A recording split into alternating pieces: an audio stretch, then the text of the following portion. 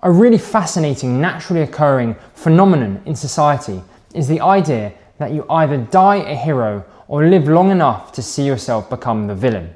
This, of course, is from the film The Dark Knight, and it was coined by Jonathan Nolan and spoken by the character Harvey Dent. It speaks to the idea that people either die at the peak of their human potential when they've achieved a true brilliance in physicality, heroism, or creativity, or they reach a moment of amazing brilliance, but they survive it, and for the rest of their lives they're unable to equal it, and they live in the shadow of this amazing achievement, and they draw the scorn of society. If someone passes away at the height of their powers, then usually their reputation is untarnished. If we look at Greek mythology, the great soldier Achilles, he dies gloriously, very young, fighting in the Trojan War. He has an amazing funeral as described in Homer's Odyssey, and his reputation is eternally secure as being the greatest soldier to have ever fought in a battle.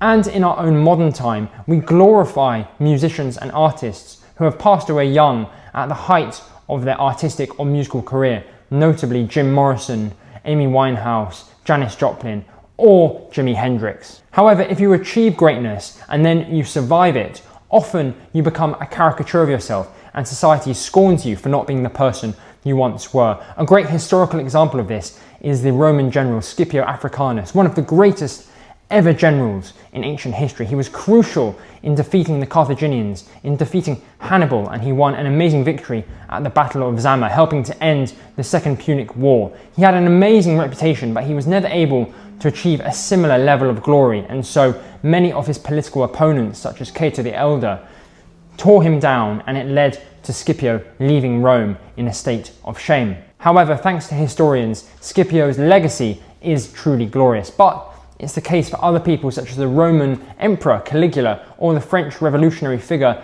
Robespierre, or the German scientist Fritz Haber, and he was the first person ever to synthesize ammonia, which was very, very crucial for farming, for the production of fertilizers. However, he also used his scientific knowledge to help produce chemical weapons during the First World War, which was not so good and tarnished his reputation. So do you think it's true that one either dies a hero or lives long enough to become the villain?